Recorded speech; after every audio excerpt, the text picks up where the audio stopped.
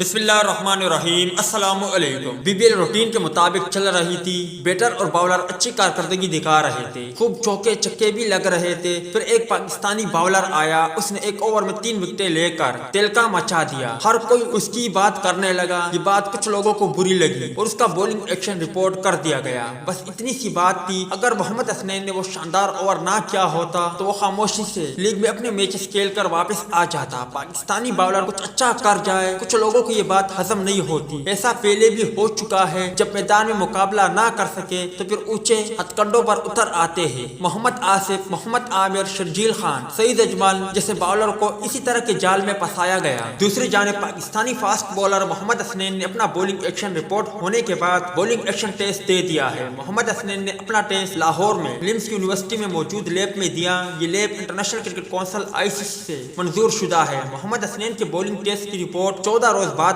آئے گی۔ محمد حسنین کا bowling action Big Bash League کے دوران امپائر نے رپورٹ کیا تھا۔ اب اگر ویڈیو اچھی لگے تو اسے لائک ضرور کریں۔ ٹیک کیئر، بائے بائے، اللہ حافظ۔